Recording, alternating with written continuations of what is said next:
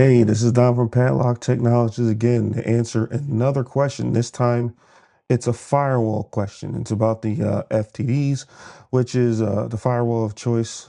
I started on PIX firewalls, went all the way up to ASAs, checkpoints, Palo Altos, Fortinets, Juniper, Screen OS, Juniper SRX. Now, these are some firewalls I haven't touched in a while.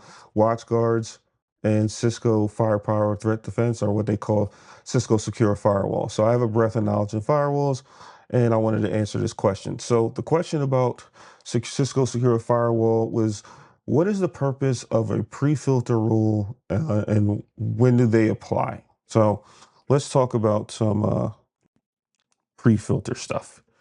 Now, you guys know I like dealing with my titles. So let's go ahead and put pre-filter rule. So the pre-filter rule in a Cisco Secure Firewall is very simple. It happens before the ACP rule gets evaluated. So if we would really want to look at it from a top-down perspective, you would have pre-filter, pre-filter,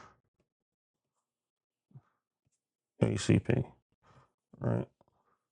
Now, in there, you'll have a bunch of stuff in your ACP. You have your inspections, you know, so security intelligence, DNS, which is technically security intelligence. There's URL filtering in there. There's malware. There's IPS. There's all kind of stuff.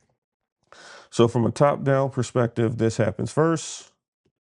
This gets evaluated first, and then this gets evaluated second. Now, this happens first if it exists.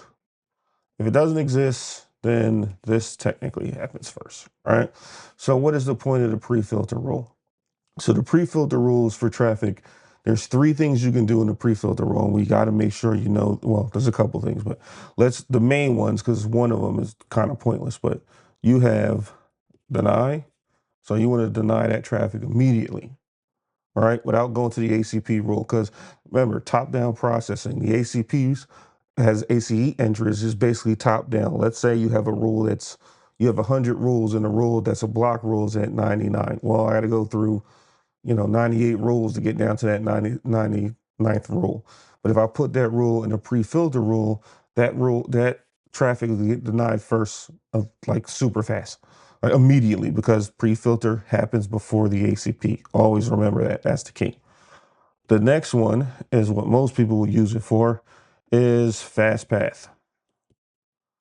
So what does fast path mean? Well, the permit rule in the ACP.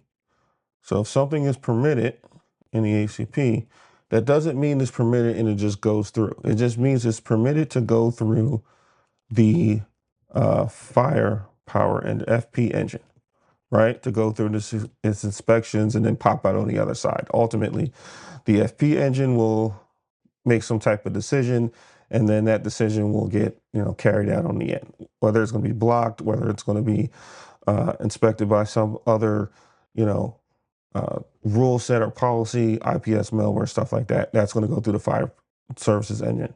Now, there is a rule in the ACP called a trust action, right? Or not a rule, but an action. There's a trust action, right, in the ACP that pretty much does what the pre-filter rule does, but the pre-filter rule, again, happens first. So if you trust the traffic in your ACP, again, if your trust rule is rule 98, I got to go through 97 rules to do that. Where if I fast path it, I'm saying I pretty much trust that traffic, just bypass this. Fast path bypasses all fire, firepower engine stuff. This is basically first in, first out kind of status, right? So it goes in and goes immediately out, right? No inspection. All inspection is negated.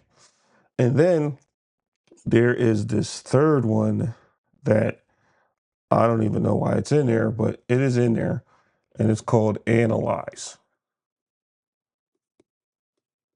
And all that does is tell, hey, for this traffic, go to the ACP to ultimately get your decision to do something with it. If that's the case, there's no point of having a analyze action to say go to the ACP. Just go to the ACP for it. Because again, if your ACP and that rules number 100, well, you just analyze it to go down top down, right? If we're talking about top down, to be processed, which to me kind of doesn't make any sense. It's better for you to just either use a deny or a fast path rule, and then everything else should be in the ACP. So that's really the purpose of the pre-filter rule. Now, there's two sections in the pre-filter rule that you need to be aware of. So if we go down here, there's two sections. There is a tunnel rule, which most people don't use. And then there is like protocol rules, if you want to call it that, right? Like for protocols. Right. Now, the tunnel rule is really if you're tunneling, let's say this is a router and you're tunneling to another router, router 2, and you're going through the firewall, you can do a rule that says, hey, if this source is going to this destination and they're doing some type of tunnel traffic, right, to here and here, let's say it's a GRE tunnel with, GRE tunnel, IPsec tunnel, whatever tunnel you want to do, you can say just fast path it because you don't want this to go through any inspection because that could potentially break the tunnel if it tries to inspect ESP traffic. So you don't want to do that. Let me make sure I said ESP on there. Now, it doesn't have to be ESP. It could be GRE as well. But if they're doing some type of tunneling mechanism, you just want to fast path it through the firewall, right? If it's going through the firewall. The protocol ones are for things like, I remember in the past, if you were doing FTP, since FTP is technically 2 port numbers, you have, I think it's 21 for CP, our control plane, and then 20 for data plane. I always get those numbers mixed up. This used to break in the old FTDs, like in the old FTD software, like the 6X days, this used to break. So you would have to fast path FTP to bypass any inspection to get this to work, right? Haven't had to do that as lately because most people don't just do FTP, they do SSTP or something like that, or TFTP. So I haven't had anybody really try to do this lately. But this is the pre-filter rule in a nutshell.